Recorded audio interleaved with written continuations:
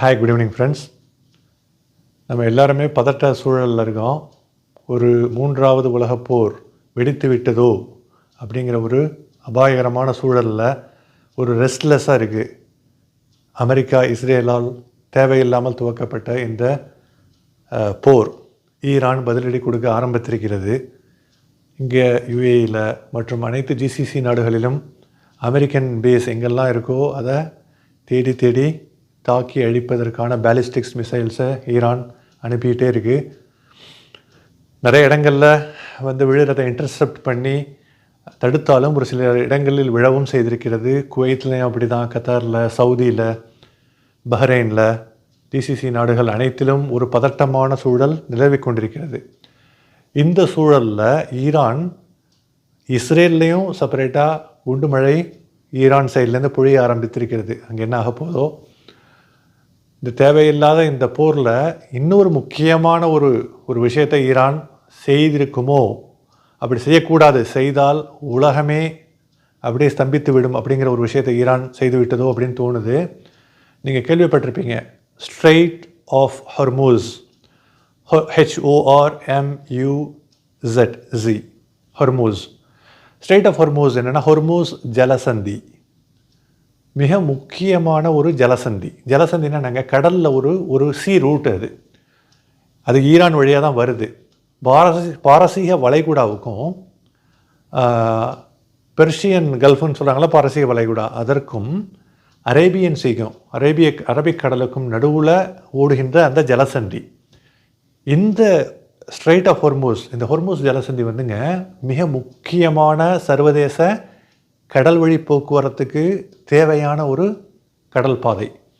இந்த ஜலசந்தி இல்லைன்னா என்ன ஆகுனாங்க, உலகத்தில் நடக்கிற 20% oil and gas exports and imports and commercial activities, கப்பல்கள் அது வழியாக தான் போயிட்டுருக்கு. 20% கத்தார் இந்த மாதிரி ஆயில் ரிச் கண்ட்ரீஸ்லேருந்து ஆயிலை எடுத்துக்கிட்டு அந்த வழியாக தான் வந்தாகணும். இது ஈரானுடைய கட்டுப்பாட்டில் இருக்குது. ஓகேங்களா? இதனால் பலனடையக்கூடிய கண்ட்ரீஸ், ஜிசிசி கண்ட்ரீஸ் எல்லாமே, UAE, Saudi Arabia, Iran, Iraq, கத்தர், ஓகேங்களா, இந்த மாதிரி அனைத்து நாடுகளும் பயனடைகின்றன.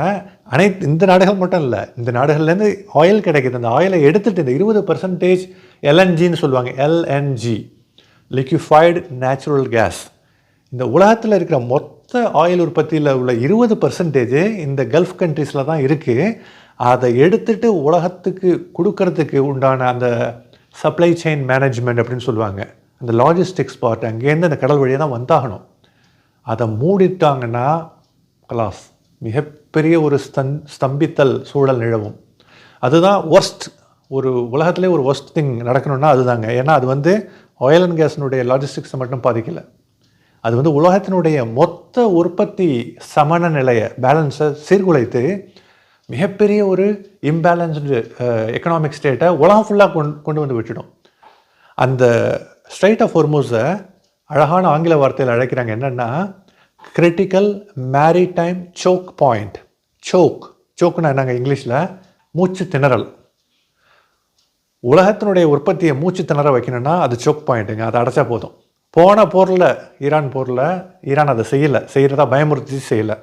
ஆனால் இந்த தடவை அஃபிஷியலாக அறிவிக்கலைனாலும் கூட நிறைய கப்பல்கள், அங்கே போகிற கப்பல்கள் அன்அஃபிஷியலாக, இன்ஃபார்மலாக அந்த ஜலசந்தி மூடப்பட்டு விட்டதுங்கிற செய்தியை கொண்டு வந்திருக்கு. இது மிகப்பெரிய அலார்மிங் ஸ்டேட்டுங்க. நான் ஆல்ரெடி சொன்ன மாதிரி இந்த 20% இந்த ஆயில் அண்ட் கேஸ் உலகத்துக்கு வெளியில் அந்த இடத்துல இந்த ஆயில் உற்பத்தி ஆகிற அந்த கடல் ஆயில் உற்பத்தி இருக்குல்ல, பெரும்பாலான ஆயில் அண்ட் கேஸுங்க, க்ரூட் ஆயில் கடலுக்கும் கீழே இருக்குது. அப்போ அந்த கடல்லேருந்து தான் அந்த ஷிப்பில் எடுத்துகிட்டு போகணும். இந்த ஸ்ட்ரெய்ட் ஆஃப் ஹொர்மூஸ் ஜலசந்தி மூடப்பட்டால் இந்த சப்ளை செயின் இருக்குல்ல, oil and gas LNG supply chain 20%, உலகத்தினுடைய மொத்த 20% அந்த oil and gas supply chain அப்படியே ஃப்ரீஸ் ஆகிடுங்க. ஃப்ரீஸ் ஆகிடுச்சுன்னா என்ன ஆகும்னா, இந்த ஆயில் அண்ட் கேஸ் உலகத்தினுடைய மற்ற பார்ட்டுக்கு போகாது. இது முக்கியமாக பாதிக்கப்பட போகிறது அமெரிக்கா. ஏன்னா அமெரிக்காவில் ஆயில் அண்ட் கேஸ் இந்த அளவுக்குலாம் கிடையாது. ஆக்சுவலாக இங்கேருந்து போகிறது தான். இங்கே அமெரிக்கா ட்ரம்ப் பைத்தியகாரத்தனமாக இஸ்ரேலோட கூட்டு கலவாணித்தனம் செஞ்சுக்கிட்டு இங்கே தாக்க ஆரம்பிச்சிட்டாங்க. பட் இதை நம்ம மூடிட்டோன்னா அமெரிக்காவுக்கே மிகப்பெரிய ஒரு பாதிப்பு உண்டாகும், பயங்கரமான இக்கட்டான ஒரு சூழல் உண்டாகும். இது மூடிட்டாங்கன்னா அதை திறக்க வைக்கிறதுக்கு ஒரு வாரம் உண்டாச்சுன்னா, அந்த கடல் போர் நடந்துச்சுன்னா, மூடி இல்லை எப்படி மூடலாம் அப்படின்னு சொல்லிட்டு இதுக்கான ஒரு கடல் போர் ஆரம்பிச்சுன்னா, அதை விட ஒர்ஸ்ட்டு எதுவுமே நடக்காது. மிகப்பெரிய ஒரு பிரளயமாக இருக்கும். அது வந்து அதாவது 3ஆம் உலகப் போர்னு சொல்கிறத விட வேறு லெவலில் பல பாதிப்புகளை உண்டாக்கிட்டு போயிடும். மனித உயிரிழப்புகள் வரைபடமே மாறிடும், உலக வரைபடமே. இத்தகைய ஒரு ஒரு மிக கிரிட்டிக்கலான ஒரு விஷயம் ஸ்ட்ரைட் ஆஃப் ஹொர்மூஸ், அந்த ஹொர்மூஸ் ஜலசந்தியினுடைய மூடுவதற்கான அஃபீஷியலாக மூடுறதுக்கான வாய்ப்புகள் வந்துவிடுமோ என்கின்ற ஒரு பதட்டம் உலகம் ஃபுல்லாக இப்போ வர ஆரம்பிச்சிருச்சு. ஏன்னா அந்த கப்பல்கள், அங்கே போகிற கப்பல்கள் அன்அஃபீஷியலாக, ஓகேங்களா, அவங்க ஃபார்மலாக நியூஸ் பேப்பரில் வரல, பட் இந்த செய்தியை ரிசீவ் பண்ணுறதா சொல்லியிருக்காங்க. இதெல்லாம் ஏன் நடக்கணும் ஆக்சுவலாக, ஓகேங்களா? இது வந்து போய் இந்த ஆயில் அண்ட் கேஸ் கிடைக்காம க்ரூட் ஆயிலினுடைய விலை ஏறுக்கு மாறாக தாறுமாறாக ஏறிவிடும். ஒரு பெட்ரோல் நம்ம நாட்டில், யூரோப்பில், அமெரிக்காவில் தாறுமாறாக பெட்ரோல் விலை ஏறிடும். அந்த பெட்ரோல் விலை ஏறுறதன் காரணமாக பல ஒரு ஒரு ரிப்பிள் எஃபெக்ட், கான்சிக்வன்சஸ், ரெப்பர்குஷன்ஸ் அப்படின்னு சொல்லுவாங்க, அது ஏற்படும்.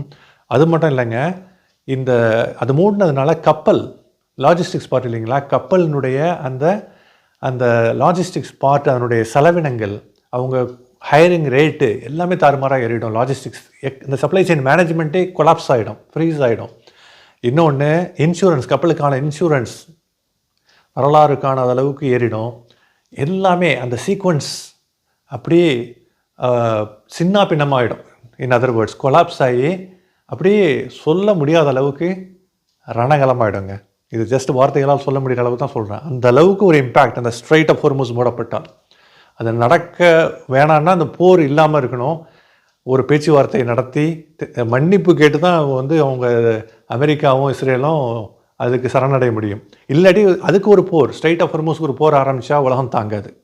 இந்த போர் நிற்கட்டுங்க, எது எப்படியோ அமைதி நிலவட்டும், போர் கண்டிப்பாக நிற்கட்டும். தேவையில்லாத சிவிலியன்ஸ் ஏகப்பட்ட ஒரு பதட்டத்தில் இருக்காங்க ஜிசிசி ஃபுல்லாக. இதெல்லாம் தேவையே இல்லை.